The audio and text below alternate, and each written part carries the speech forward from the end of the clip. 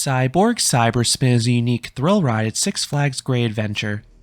This ride is a mesmerizing gyroscope, but it has been plagued by downtime. I find this ride runs the best though during holiday in the park, both from an uptime and ride quality perspective, and I will explain why in this review. In 2015, ABC Rides debuted the Tourbillon. This was the French word for whirlwind. This is a gyroscope featuring 3 rotating frames, resulting in a disorienting head-over-heels experience. The ride experience went viral, but they needed parks to buy them. 2 of these rides made their way to the United States. Both opened at Six Flags parks. One would be Harley Quinn Spinsanity at Six Flags Over Texas. The other would be Cyborg Cyber Spin Six Flags Great Adventure. But from day one, they were both maintenance nightmares. Both rides were supposed to open in the spring of 2018, but they were delayed until the summer. But that was just the beginning. Both rides ran infrequently. This included repeated breakdowns during the day, and more prolonged closures as well. Cyborg was actually kept closed for the entire 2020 season. The issues were so severe with Harley Quinn that it was closed and removed from the park map in 2022. It was then removed entirely in 2023. I have heard these rides have issues with overheating, and that would make sense why the one in Texas would have more issues given the far warmer climate. This also lines up with my anecdotal experience at Great Adventure. I visit Holiday in the Park annually. Outside of 2020 when Cyborg did not operate at all, I have always seen Cyborg operating in the winter. I have much worse luck earlier in the season. Some closures have been staffing in the spring, but I have seen it down for maintenance several times in the summer when it's the hottest. Cyborg is located in the Metropolis area of the park, across from the Justice League Dark Ride. The ride is specifically located in the site of the former Haunted Castle walkthrough, which had a tragic accident in the 1980s. Some have joked the plot is cursed, which is one of the reasons Cyborg suffers from so much downtime. Even those who dislike the ride admit it looks amazing off-ride. It is captivating to watch with all the axes of rotation. Then the ride looks especially sweet at night with its multicolored lighting package. Having this and Wonder Woman Lasso of Truth just a short walk away is absolute eye candy. They really light up the sky at night. In terms of theming, there isn't too much. You have a themed entry archway with a titular hero. Then there are a few signs about Cyborg's history and powers alongside the queue. And the fencing alongside the ride has some circuitry patterns. This ride's queue line is shockingly large. It wraps around the entire attraction with multiple switchbacks. I have no clue if this has ever been filled entirely, but if it has, you have to be looking at a multi-hour wait. This is because Cyborg does not have the highest capacity. This ride only seats 24 riders per cycle. You have 12 guests on each side sitting back to back, but it can take a bit to load for 2 reasons. 1. This is one of several rides at Great Adventure where operators are pretty strict with loose articles. This one doesn't have mandatory lockers like something like El Toro, but they regularly tell guests to remove everything from their pockets, even if they're zippered, and you place them in storage bins, so this slows down the guest's ability to load quickly. 2. I often see just one operator checking the restraints on both sides. Also not helping is that after the main ride cycle, the ride used to take a long time to stop before lowering back down. It was so severe that there used to be a sign informing guests about this outside the attraction, but this was removed after Cyborg improved in this area. Fortunately, this ride usually has a fairly short wait. Outside of Fright Fest and some busy Saturdays, this ride is usually no more than a 1 to 2 cycle wait, and if you visit during holiday in the park, the ride is usually a complete walk-on. This ties into the other reason why I think the winter is the best time to ride Cyborg. The cycle is far stronger with less people on the ride.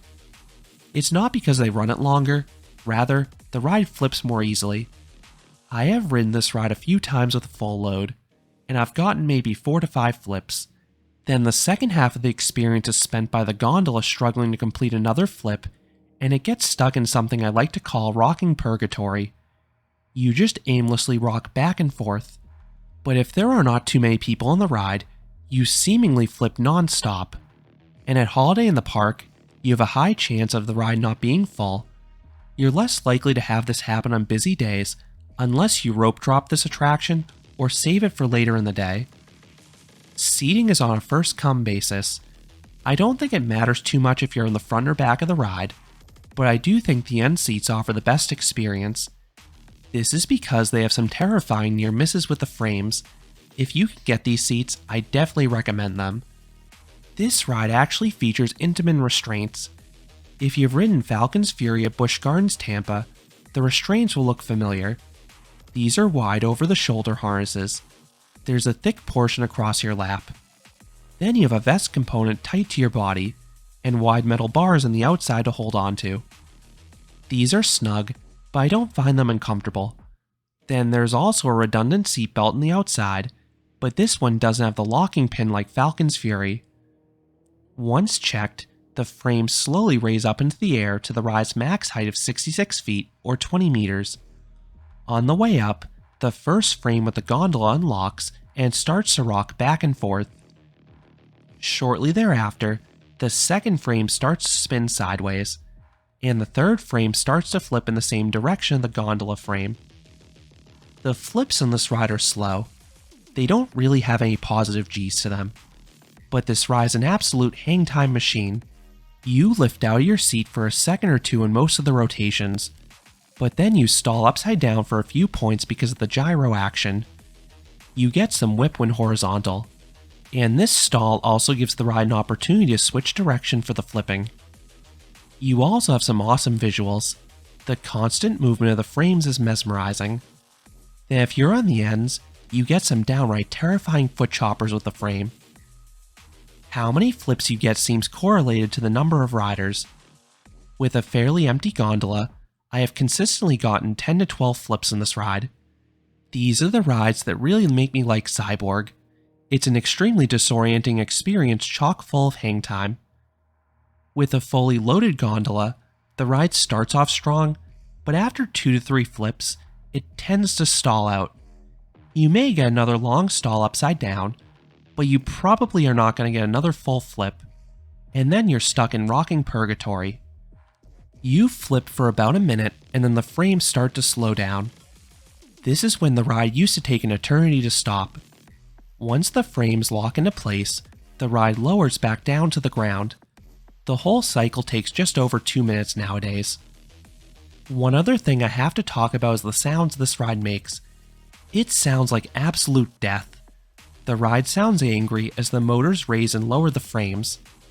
You then have a constant whirring sound during the gyroscope section, combined with this metallic clicking sound every few seconds.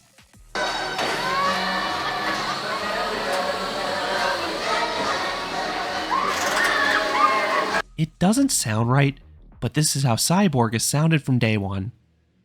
So, what would I rate Cyborg Cyber Spin? Well, that depends if I have a full or empty cycle, but at its peak, this ride is an 8 out of 10. It is a dizzying blur of constant flipping. The hang time is sensational, and you have those sweet visuals with the rotating frames. If you want to maximize your ride, the best time to experience Cyborg seems to be Holiday in the Park, both from an uptime and ride quality perspective. If you ride with a full load, the experience is probably knocked down a point or two as you get less flips and the pacing suffers. I think this is one of the park's better flat rides. It is such a unique ride experience, but I'm not sure if more of these will be built given the issues that plagued the early installations. These tourbillons sort of remind me of a top spin where the positive G's have been designed out. And on that note, I definitely prefer Cyborg to Twister on the other side of the park. Cyborg is a much more fulfilling ride cycle. So those are my thoughts on Cyborg Cyber Spin at Six Flags Great Adventure. What are your thoughts about this hang time machine? Do you enjoy it? Let me know down in the comments. If you enjoyed this review, I would appreciate it if you gave this video a like, and you considered subscribing, because there'll be a lot more roller coaster amusement park videos here at Canopy Coaster. Thanks for watching.